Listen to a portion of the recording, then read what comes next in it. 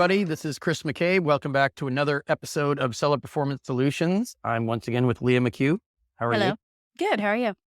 Good. I'm all fired up today. I don't know if I look or sound fired up, but You can be fired up today. I think I was the fired up one last week. right. You've been more fired up lately. I've heard so many sellers, either via consults or just email exchanges, whatever it might be, talking about Amazon telling them to wait. And I want to dissect this. What do you do when Amazon says, just wait, don't do anything? Get into this a little bit because too many people are waiting too long. And I think sometimes they're waiting in vain for nothing, or they do eventually get a response around the time it was promised, maybe a couple of days, maybe 10 days later. It seems like there's a wide range of days that you're being asked to wait, but the answer could be exactly what you were getting before. So why would you wait just to get the same answer? Yeah. And I think that is kind of the risk of waiting is that, well, one, you're waiting for nothing, which does sometimes happen. Or two, you're Silent. waiting for just the same answer. And now you wasted an additional however many days when you could have been doing something else. Mhm. So it's interesting because I feel like for a while, the compliance team was very into the 10 days. We'll get back to you in 10 days. I actually haven't seen that as much lately. But then I think it was brand registry. Someone in brand registry the other day was like, oh, this will be resolved within 14 days. And I was like, 2 weeks. where Yeah. did that number come from? And it was something to do with the listing. It was like making a change to a listing. And they were like, oh, it'll take 14 days. And it's like, why would that take 14 days, first of all? And where did you pull that number from?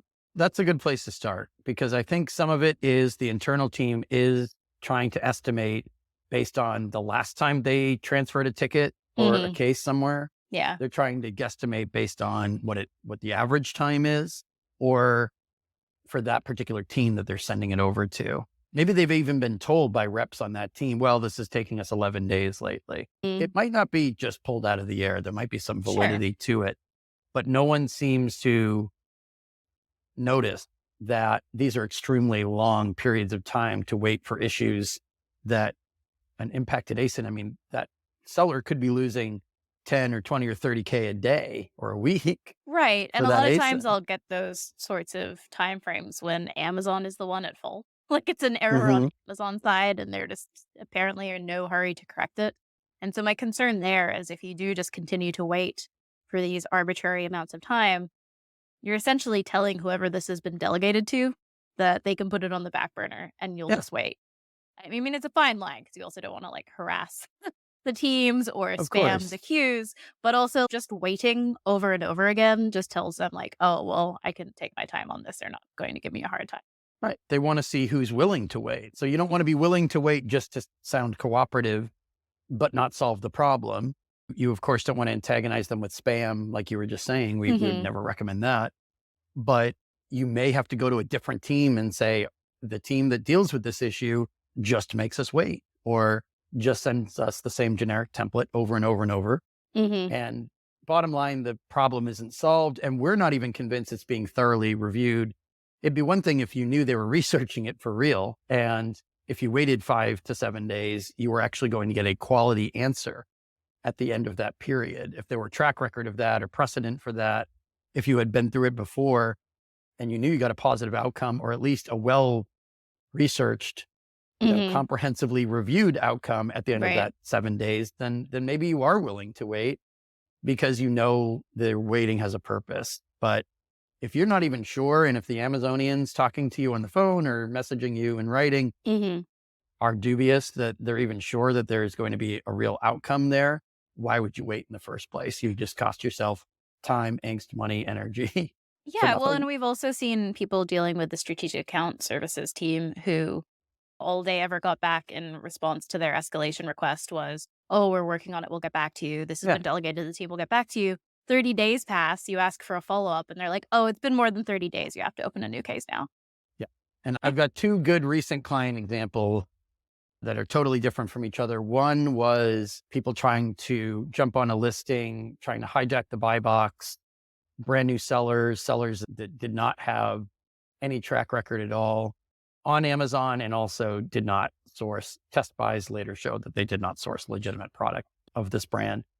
Amazon sat on it this was an SAS, this was an account manager opening a ticket through the SAS core program. Many, many days went by, maybe 10, 11, 12 days. And then the answer came back, oh, we found the problem. It's because you're not authorized to sell this product. And Right. they sent this to the brand owner. Yeah. So they were just Well, that's answering. another thing as well. You can Yeah, also wait to then get a right. completely nonsensical answer. Again, another case that I worked on recently, they got a call back from somebody saying, "Oh, great news. ASIN blah, blah, blah has been reinstated and it's fully active." The ASIN that they had reinstated and was fully active had absolutely nothing to do with that seller. That seller had no idea what product that they were Right. referring to. They had Right. just completely confused the cases that they had Sure. had them waiting for a response for, Yeah. and had absolutely no idea about their actual product that they were trying to get fixed. So if you're the brand owner and you're being asked to get permission from the brand owner to sell the item or even to submit a rights owner infringement, which is what happened in this case, the rights owner submitted a rights owner infringement claim, completely botched. And this was somebody who had the paid account management program. So very, very disconcerting. The other case I was going to mention that I was thinking about was abuse reporting, right? So Yeah. there's listing violations, there's harm being committed to the buyer experience on the site. There could be something illegal happening. There could be something illicit that breaks Amazon policies, that's Mhm. deliberate, that's malicious. And they're just telling people, oh, it's still being reviewed. Or they just don't respond at all. You They submit don't an abuse respond at report all. and just you Or, never really hear anything. I mean, people start calling into account health teams, and I understand account health reps aren't necessarily in the pole position to resolve the issue, but they can get insights into the issue and tell you what's going on. And they kept calling in, not every day, maybe every other day. And the account health reps just kept saying, yep, we can see it's being reviewed, but it's still being reviewed. You just have to wait till they continue to review it. Right. So like 21 days later, you could have called into account health again, and they would have just given you the same answer over and over without any trace of irony of, well, it's actually not being reviewed if you keep Right. telling me it's being reviewed, Yeah, right? just because it Obviously, nothing says is under happening. review doesn't mean it's actually being Or reviewed. again, just to offer some insights on how things work on the inside, the ticket could have been assigned to a particular person or investigator. It could be locked to that person, Mhm. and that person could be buried under hundreds of tickets, and they're going to get to it when they get to it, which could be next month. It could be next 6 months, or they're on vacation and it's locked to them until they get back from vacation. I mean, you don't know any of that. Mhm. And the person who transferred it, that might not have even known that it was going to stay locked to that person for a while. So unless somebody goes in there and takes that ticket away from that employee, I mean, we could go on and on. The bottom line is don't sit there patiently waiting just because you're told to wait. Cast a skeptical eye on the patient's best advice that they give you because it could be self-serving advice. Yeah, absolutely. And particularly because the people that you were able to speak to on the phone often can't see the details once a case is locked to somebody. So they can see Yeah. that it's been assigned and they can see the status, but they usually can't access the actual information within the case once it's been assigned to somebody else. So any information that they're giving you is usually an educated guess. And I like that you brought up the 10 days compliance. You do all the compliance Well, stuff, they stopped saying that, thankfully. right? But what about the fact that you were supposed to be able to call into account health reps and get some answers on compliance cases now? Wasn't that like a early in 2023 thing that came up? It wasn't something that they ever announced. It was just something that I had noticed that Account Health does appear to have a little bit more information when it comes to compliance cases, but still not a ton. And Right. I think that's intentional. I mean, it is a legal team. It's very similar to Amazon's just general legal team. You can't really call into Account Health and get information Right. on that. So I really don't spend a lot of time with Account Health for compliance, even though they do have a little bit more information than they did before. Right. And we can kind of close with full account suspensions because some people are being told to wait when they submitted a subsequent appeal through Seller Central. Maybe they emailed it in, and those sellers haven't received responses for a while in some of those suspension cases. And it looks like Amazon may have just kind of closed the door on them, but account health reps are still telling people to wait for a reply that's not coming. If your entire account is suspended, you already can't afford to wait because you've probably been suspended for a certain number of days or weeks, maybe even months. So cast a skeptical eye as well on the, well, they're just backed up. You're going to have to wait because they're going through a huge pile of these. That might not be true. You might not be expecting an answer, or they might just send the same answer, which doesn't tell you anything. One of those, you haven't given us enough details. You haven't Right. provided sufficient information. So what if you wait and wait and wait and you get an answer that is so vague and so opaque that it doesn't help you understand anyway, and you're calling account health reps anyway after you get the response to find Right. out why you got that denial, right? Hmm. So the ever growing pile of suspended full account suspension situations. It's not just that there's a backlog. Yes, is there a backlog? Of course there is. There always is.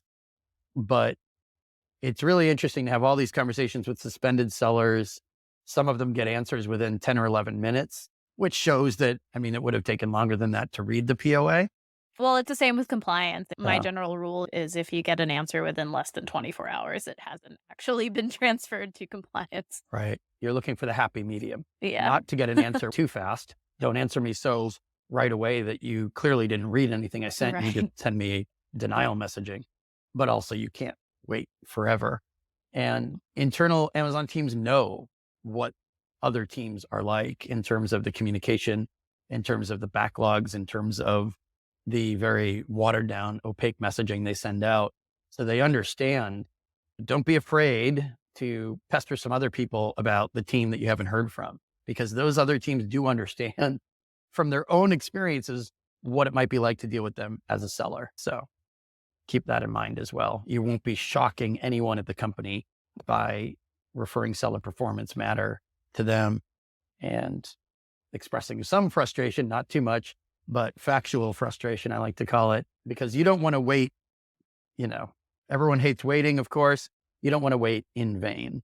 Well, There might not be anything. there's a tendency to get stuck in a loop. And I feel like that's where a lot of people are when they reach out to us. They're Right. stuck in a loop of they submit information, they wait, they get either the same response back that they got before, or they get asked for something completely unrelated that doesn't really make any sense. So they submit that, they wait some more, they get another nonsensical response, and they just kind of get stuck in this cycle. And that's what you don't want to do. And that's Right. usually where people come to us at when they are stuck and they don't really know what the next step should be.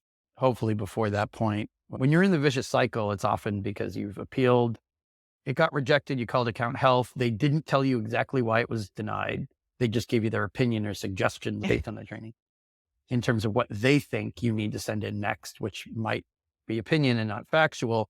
So if it gets rejected again, you kind of know why, if you're just following their general advice or opinions, because obviously the person evaluating the appeal didn't agree with the person who gave you the advice. So another episode for another time. If you've been waiting too long and you're trying to figure out what to do next and you're stuck, feel free to reach out to us. We talk to people about this, I would say every day at this point, Multiple times a day. Yeah. multiple times a day. So we're no strangers to this, and we will listen to your story and give you some advice. Thanks again for listening. Thanks again, Leah. Talk to you again soon.